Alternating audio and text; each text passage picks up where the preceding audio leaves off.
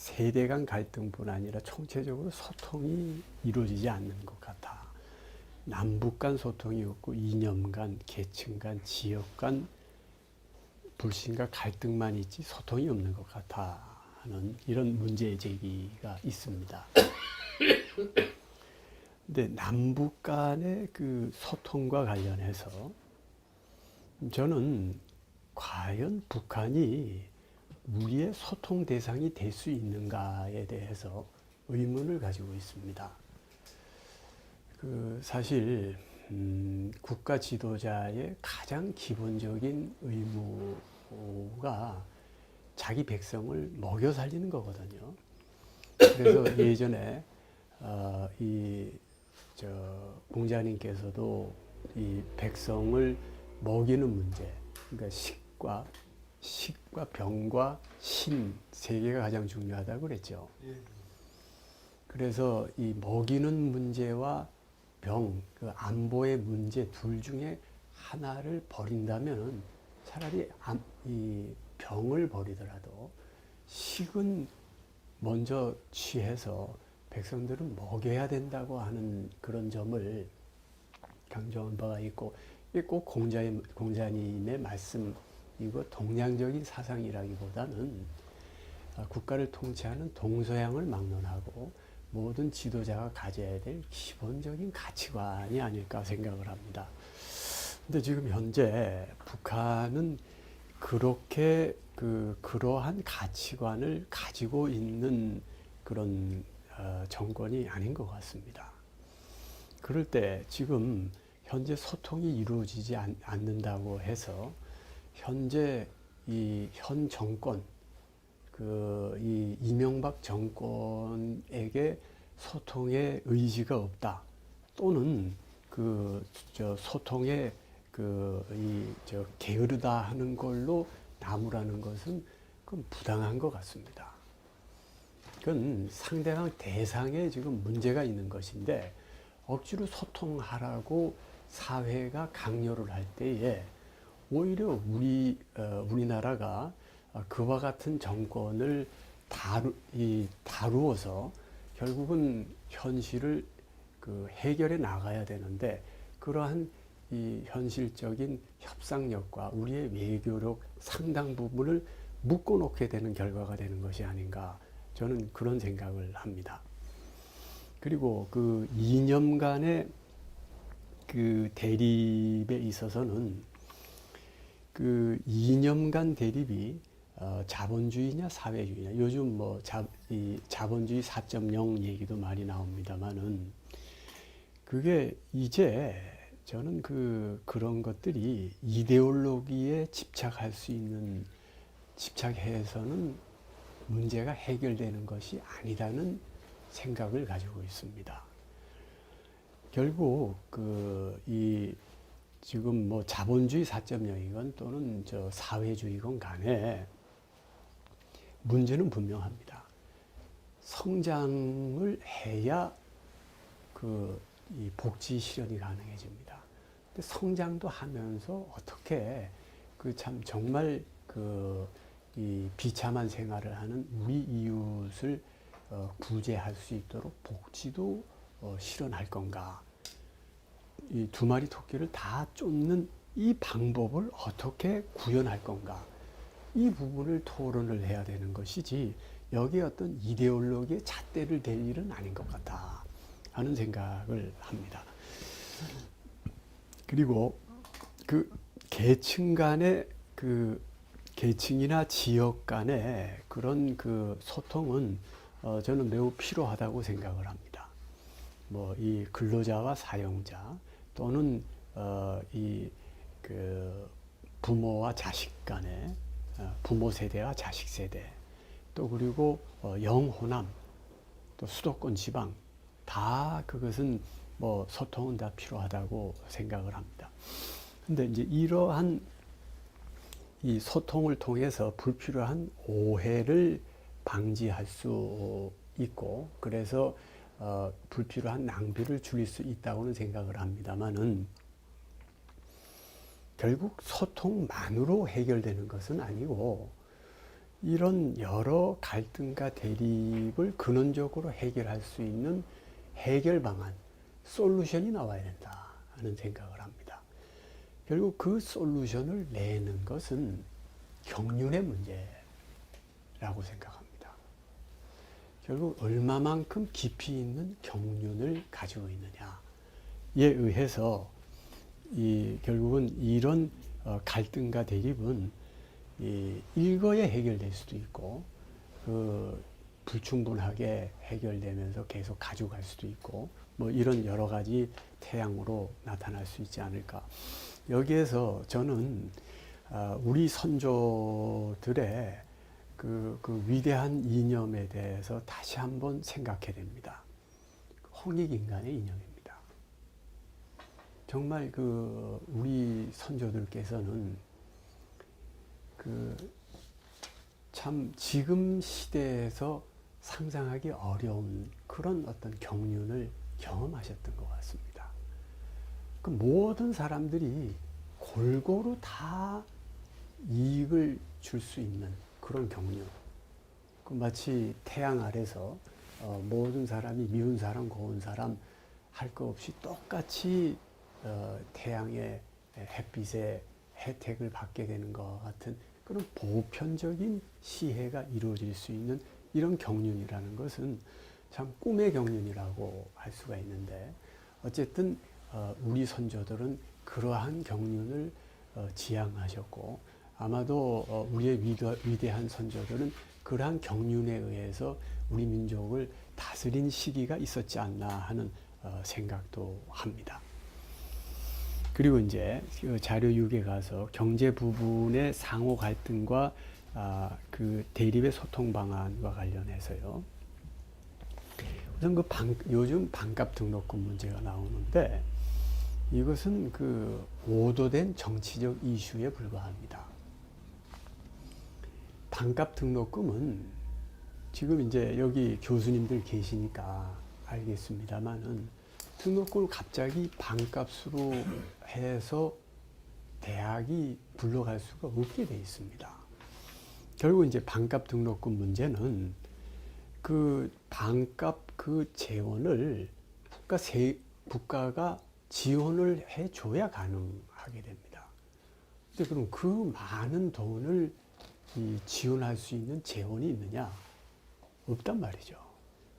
그러니까 반값 등록금이라는 거는 사실은 가능한 얘기가 아닙니다. 근데 이제 요즘은 사립대보다도 국립대 등록금을 반값으로 한다는 얘기를 하는데, 지금 현재 국립대 등록금이 사립대의 반입니다. 국립대 등록금을 반값으로 하면은 사립대 등록금의 4분의 1이 됩니다.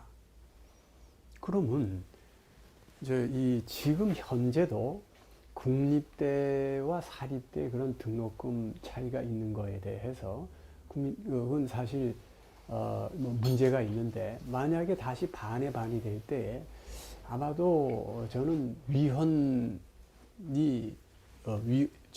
문제가 거론되지 않을까, 저는 그렇게 예상을 합니다. 동일한 국민이 국립대를 가고 사립대를 가고에 따라서 대단히 큰 지금 차별을 받지 않습니까? 지금 현재도 대단히 큰 차별, 현재도 위헌적 소지가 있는데 더 차이가 커지는 것이죠. 결국은 이제 국민들은 모두 자기 세금으로 국립대 다니는 학생 학부형의 부담은 줄어주고 자기는 부담을 더하는 이런 형태가 되는 것이죠. 그래서 이 반값 등록금 문제는 상당히 좀 오도되고 있다 하는 이런 얘기를 합니다. 생각을 하고 있습니다. 일자리 창출 문제와 그리고 보편적 복지, 선택적 복지의 이 실현에 관한 문제에 있어서 우선 보편적 복지라는 것은 이것도 대단히 오도된 이 정치적인 그런 프로파간다와 같은 이런 성격이 있는 것이 아닌가, 저는 그런 생각을 합니다. 모든 사람에게 다 공짜로 주겠다 하는 얘기인데, 그렇게 되려면은 국가가 돈이 많아야 됩니다. 국가가 돈이 많아야 모든 사람에게 똑같이 무상으로 다 혜택을 나눠줄 수 있지 않습니까? 근데 그 돈이 어디서 생깁니까? 국민 세금 받아서 세금을 받아야 그 돈이 생긴단 말이죠. 그럼 국민 세금을 받아서 똑같이 다 나눠준다 하면은 그러면 아예 그 혜택을 주지 않고 세금 덜 걷는 것이 오히려 훨씬 이 효율적인 경우가 많습니다. 세금을 걷기 위해서는 거기에 따른 그 비용이라든지 뭐 이 또 그리고 저 행정력에 대한 여러 문제가 있지 않습니까? 물론 이제 세율의 차이에 의해서 뭐 이 참 저 우리 사회에서는 재벌들에 대해서는 왕창 더 많이 받고 뭐 좀 저 이 샐러리맨에 대해서는 좀 적게 받자 하지만 그것도 법에 의해서 돼야 되고 그렇게 많이 재벌에 대해서 세금을 대폭 올리면은 그 재벌이 우리나라에만 투자한다는 법이 없지 않습니까? 지금만 해도 지금 뭐 이 해외에 좀 공장을 얼마나 많이 각 중요한 기업들이 세우고 있는데 해외 공장을 세우는 만큼 일자리는 해외에 생기고 우리나라 일자리는 줄어드는 거거든요. 그러니까 지금 재벌에 대해서 또는 저 소위 가진 자에 대해서 핍박을 하는 것이 그렇게 해서 뺏어내서 작은 못 사는 사람들한테 나누어 준다고 하는 이런 발상을 하지만 그것은 그건 허구에 불과하다고 생각을 합니다. 그리고 재벌이 그렇게 되기 전에 이미 다 해외에 다 분산을 투자를 시켜놓고 해외 일자리 다 만들고 지금 뭐 중요한 기업들이 그 해외 공장이 얼마나 많습니까? 그러니까 오히려 그런 재벌들을 잘 달래가지고 국내에 보다 많은 공장을 짓게 하고 해외가 아니라 국내에서 투자를 하도록 유도를 하는 게 오히려 정말 일자리를 더 만들어서 어려운 사람을 줄이는 길이 될 수도 있다는 측면은 깊이 이해가 돼야 될 것 같습니다. 다만 선택적 복지는 우리가 지금 우리 사회에 분명히 그와 같이 어려운 분들 그리고 또 본인 스스로 제대로 일할 수 있는 그런 능력이 없는 분들이 있기 때문에 그런 분들과도 더불어 사는 사회가 돼야 된다는 우리의 이상은 정당한 것이고 그를 위한 이 선택적 복지는 이루어져야 된다고 생각을 하고 있습니다. 그 대기업의 이익과 중소기업의 이익을 보호하는 이 부분도 사실 종전에 대기업의 어떤 경제적인 권력에 의해서 사실은 중소기업이 대단히 핍박을 받고 거의 불합리하게 기업을 뺏기는 그런 사태까지도 있었던 것이 현실이었습니다. 근데 이제 요즘 와서 재벌그룹 기업들을 중심으로 동방성장에 관한 이런 얘기들이 나오는 것은 매우 다행스럽고 이러한 성숙된 기업 문화가 점점 정착이 될 수 있게 되는 것은 사실 매우 중요한 일이라고 저는 생각을 합니다. 그리고 비정규직과 정규직의 이 갈등에 관한 문제, 이 부분은 기본적으로 우리나라에 비정규직이 많이 지금 양산이 됐기 때문에 생기는 문제인데 이 문제의 근본적인 원인은 사실은 노동관계법이 상당히 경직되어 있는 점에 있습니다. 그러니까 노동관계법이 어떻게 보면은 저도 법률을 전공했습니다만은 사실 매우 근로자에게 유리하게 돼 있고 다시 노동 관행은 그보다도 더 지금 이 근로자에게 유리하고 거기에 어떤 노동조합은 사실 일부 전문적인 단체에 의해서 지원을 받는 반면에 사용자 측은 사실 아마추어들인 경우가 많습니다. 그래서 이렇게 그 노동관계법에 의해서 대단히 근로자가 보호되는 모습을 보이지만 그 반작용이 바로 비정규직의 양산입니다. 그러니까 정규 직원으로 뽑아 놓으면은 노동관계법에 의해서 워낙 규제가 많고 불리하기 때문에 가능만 하면 정규 직원은 안 뽑는 겁니다.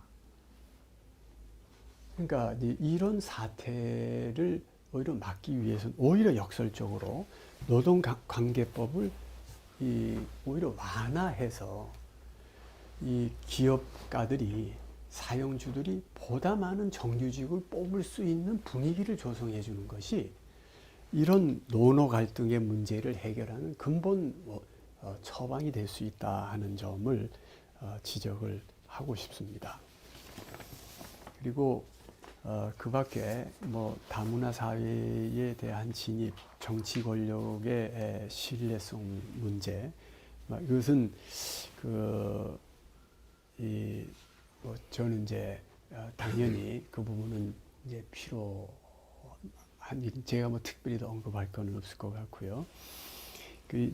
많은 소통의 매체와 많은 소통의 부재 문제, 이 부분은 결국은 이제 그 소통은 말과 글로 이루어질 수밖에 없는데 그 말과 글의 아까 말씀드린 그 한계 때문에 그것이 역시 이 소통 매체가 많음에도 불구하고 여전히 소통에는 한계가 있고 때로는 그 소통으로부터의 사각지대도 생기게 마련이다.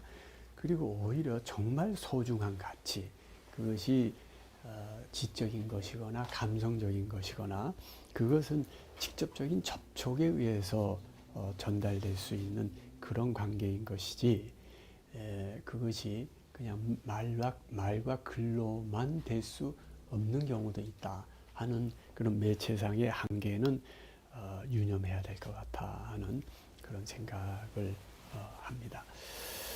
그리고 이제 소통의 원리로서 화쟁을 여기 지금 얘기를 했는데 사실 화쟁은 그 소통의 원리라기보다는 소통을 넘어선 가치라고 하는 게 옳을 것 같습니다. 결국 그 소통에 의해서 화쟁이 이루어진 화쟁은 기본적으로는 불의를 전제로 하는 것이거든요. 이 둘이 아닌 그런 경지가 될 때에 여기 스님께서 자세하게 설명을 하시겠습니다만은 화쟁이 되는 것이기 때문에 그런 그 불의의 경지는 소통으로 해결될 수 있는 것은 아니고 오히려 사제 간에 아까 말씀드린 바와 같은 직접적인 소통에 의해서 가능한 것이 아닌가 그렇게 생각을 해보았습니다. 그럼 이렇게 말씀을 제가 먼저 좀 드리고 스님께서 제가 중간에 적당한 한 10분 정도 더 있다가 가도 될 것 같습니다. 그러면 저는 천천히 말씀을 하시죠. 하시고 총장님 이제 마무리까지 지으시고 가시면 됩니다. 일 바쁘신데 죄송합니다. 아닙니다. 가만있어. 어떻습니까, 기자님? 좋은 말씀 많이 들었습니다. 조금 우리가 제가 이제 아까 좀 스님께서 마무리 말씀하셨는데 어떻게 그 부분에 관해서 뭐 특별히 좀 더 할 말씀은 없을까요? 이제 계속 몇 차례 더 하실 건데 계획이 있으시죠? 네, 그게 지금 이제 총장님께서 소통을 주의를 하셨는데 또 이제 다른 그 종교 지도자, 천주교나 기독교 똑같은 소통을 해야 될 것입니다. 그렇지 않으면 예를 들어서 종교의 어떤 사회적 참여라든가 사회 역할이라든가 이런 걸로 좀 주제를 바꿔서 하는 게 나을지 좀 더 일반적인 문제가 있으면은 또 지금 처음에 계획은 소통으로서 각각의 그 의견을 나누고 왔으면 하는 생각이었는데 어떻겠습니까? 이 소통에 대한 문제는 대개 여기서 말을 숨을 다 하시지 않았나 싶은 그런 생각이 들거든요. 기본적인 예, 말씀을 그랬을 때 예. 소통도 아주 보편적인 그런 주제이지만 좀 더 다른 또 보편적인 주제가 있으면은 그걸로 바꿔서 하는 게 어떠나 하는 제 생각은 그렇습니다만 어떻습니까? 그런 게 소통으로 얘기하면 이게 또 예, 시나리오가 안 나오지 않을까? 중복되는 부분도 있는데 그렇습니다. 한두 부분만 말씀해 주시고 다른 부분 좀 일반적인 얘기를 하시면 좋을 듯 싶습니다. 근데 소통에 나왔던 주제 중에 한두 군데 더 뭐 언급하시는 건 좋은데 전체적으로 같은 주제로 가기는 좀 어렵잖아요. 다음 예, 다음. 그렇죠. 예, 예. 그러니까 그것을 제가 오늘 생각해보니까 소통이 아닌 또 다른 우리의 어떤 생활 그런 이슈가 있으면은 예. 그걸 한번 생각해봤으면 싶습니다. 어떻습니까, 총장 교수님? 예, 그 지금 저는 뭐 그걸 현재 그 사실 이제 원택 스님하고 이렇게 대담하면 저는 굉장히 편하거든요. 그런데 다른 이제 종교 지도자님들인 경우에는 제가 이해 못하는 부분이 많고 그분이 또 저를 이해 못하는 부분이 좀 있을 수 있을 것 같아서 좀 조심스럽습니다. 그래서 지금 아까 말씀드린 그 기본적인 준비가 좀 더 필요하겠다 하는 생각을 좀 더 했고 그 밖에 주제에 관해서는 뭐 제가 특별히 생각해 본 바는 없습니다. 그러니까 뭐 종교 같은 종교 한국이니까 깊숙이 종교가 안 들어가고도 우리 사회적인 문제에 대해서 조금 더 아주 보편적인 문제로 접근을 하면은 총장께서도 같이 이렇게 대화가 될 수 있을 것 같습니다. 예. 그런 주제로 한번 좀 그 한번 보고 이제 사실 여기 말이죠.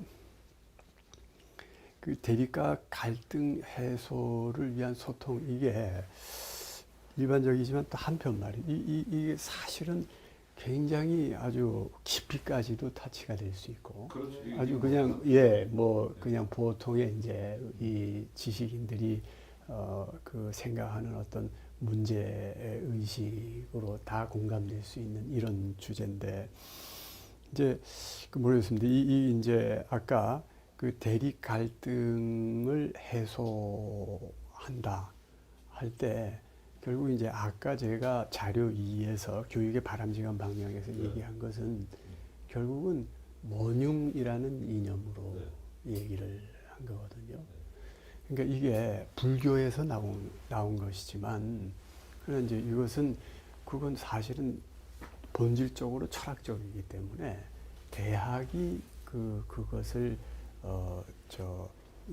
차용해서 그 이념으로 삼기에 조금 더 손색이 없는 것이고 그리고 그것이 사회에 소개되는 것도 모르겠습니다. 이 신문사 입장에서는 어떤지 모르겠습니다. 이 종교적으로 좀 중립적인 입장을 취해야 되기 때문에 괜찮을 것 같은 생각은 듭니다만은 이런 부분은 상당히 본질적이고 이제 그 부분에 관해서 할 얘기는 사실 굉장히 많을 수가 있습니다. 예, 맞습니다. 뭐 사실 제일 큰 문제고 이게 뭐 제일 어려운 문제이기 때문에 그럼 뭐 그렇게 뭐 가도 좋을 것 같으면은 다른 아니 혹시 다른 어떤 가능성을 한번 같이 한번 이 생각을 해봐 주시고요. 그래서 이게 더 좋겠다 그렇게 할 수도 있을 것 같습니다. 소통도 사실 할 또 그쪽은 또 다른 색깔로 다른 방법으로 말씀해 주실 수 글쎄요. 이런 각각의 문제에 대해서. 근데 실제로 지금 기독교 천주교는 잘 모르겠어요. 이제 천주교와 불교 간의 소통은 잘 비교적 이루어지는 거라고 보는데 기독교와 다른 종교 간의 소통은 참 이루어지지 않는 것 같아. 그러니까 이게 아까 말한 뭐 원흉 이건 떠나서 서로 간 이해하는 것도 어렵고 거기는 그 입장을 또 아까 말씀드린 바와 같이 이해할 수 있는 것이 이 교단에 그 아주 상당한 그 도구마가 있어서 그 반하면은 그대로 출교되는 이런 상당히 아주 살벌한 이런 부분이 있는 모양입니다. 그래서 그 부분은 참여하시는 분의 그런 입장을 또 이해하고 보호해드려야 되는 입장인데 우리가 난처하게 만들 수는 또 없다 하는 점 때문에 보는 문제는 좀 피해가면서 예. 우리가 문제는 일반적인 것으로 이 소통 예. 이 난제를 네. 불통의 난제를 어떻게 글쎄 말이에요. 예. 뭐 주제로 처음에는 그렇게 우리가 네. 생각했으니까 뭐 그렇게 가서 예. 한번 그렇게 가서 합시다. 예. 근본적인 문제를 접근하지 않더라도 어떤 아까 김영수께서 말씀하신 뭐 제2 부분 뭐 이런 부분하고도 좀 굉장히 유사한 게 많지 않습니까? 뭐 저쪽에 중동 지방은 또 동아시아 비슷한 지방 그 있고 하다 보니까 문화적 공통성이나 소통을 바탕으로 해서 어떤 도구만까지 접근하지 않더라도 서로 유사성과 공통성을 찾아나가면서 얘기할 수 있는 부분이 다만 하나님께서 그렇게 이끌어 가실 수 있다면 그걸로 하나님께서 이제 다른 분들하고 다 같이 중복되지 않지 않을까 그런 생각이었는데 예. 이걸 뭐 그렇게 나는 또 하죠. 네. 뭐 이거는 예. 불교하고의 관계를 이렇게 했고 다음에는 천주교나 그 좀 제가 그 지금 교육 현장에 특히 그 초중고등학교 현장에 지금 제기되고 있는 그 중화 불신에 대한 확산 교육의 문제 이 부분을 좀 언급을 했는데 글쎄 그거 지금 어떻게 받아들일지 모르겠네.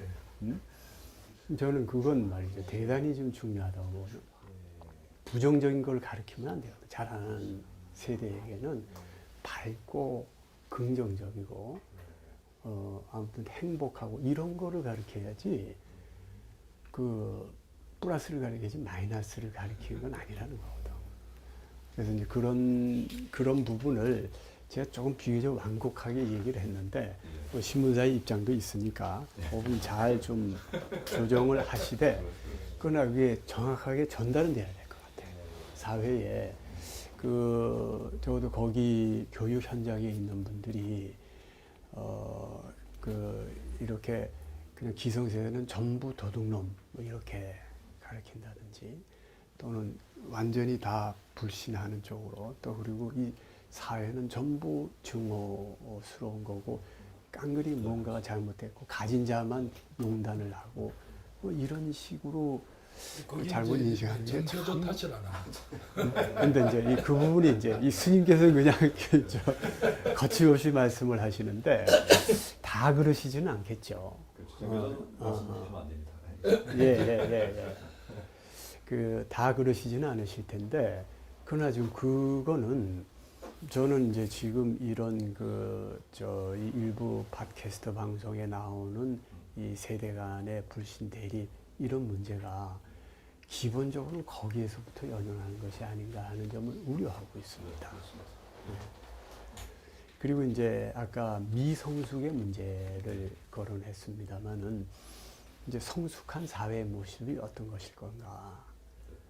이제 거기에 이제 바로 인문학적 소양에 관한 문제가 나오고 앞으로 이제 이 젊은 세대뿐 아니고 기성 세대조차도 계속적인 그 인문학적 도야가 필요하다는 이제 그런 그 얘기가 될 수 있는데 이제 이런 그 보다 성숙한 사회로 가야만이 이런 소통 부재의 문제도 또 이제 이 젊은 세대, 긴 세대 간의 갈등 문제도 근원적으로 해결될 수가 있는 것이 아닌가 하는 이런 부분에 대한 미성숙이 불통의 원인이다.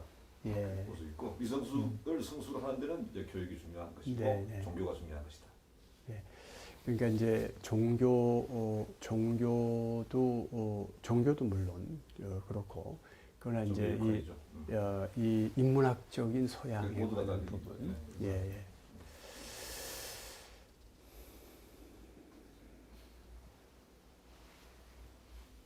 그래서 남북 문제에 관한 것도 제가 조금 뭐 과격했는지 모르겠습니다. 그거 좀 완화하면 좋겠습니다. 하나도 가져가셨어요. 조금 완화. 글쎄요, 그러니까 이제 뭐 그거는 일단 이제 뭐 저는 그렇습니다. 이게 이제 기본 어느 정권이나 최소한의 책임감, 자기 백성에 대한 책임을 지는 게 있어야 되는데 지금 현재 과연 그런가? 그렇지 않을 때 가치관이 다르면 참 이게 이해하기가 어려운 건데, 근데 지금 우리 쪽만 지금 뭐라 그런단 말이에요. 그러면 점점 우리가 어렵게 되죠. 그게 저쪽은 지금 그렇습니다. 원래 통제불능인데, 그러니까 이런 부분에 상대방이 대단히 힘들고 통상적이고 상식적이지 않다는 점을 이해하고 이쪽이 여유 있게 우리 쪽이 전략을 구사할 수 있도록 그걸 대안은 보호를 해줘야 되는데. 마련해야 되죠. 예. 그러니까 뭐 소통이 안 된다고 해서 포기하는 건 예, 예, 예. 어떻게 해든 소통할 수 있는 그런 안을 아주 모색해야 된다. 예. 열심히 노력해야 된다는 거죠. 그 노력이 이 정부가 어느 정도냐? 그래서 이제 지금 보면은 이 정부에 대한 질타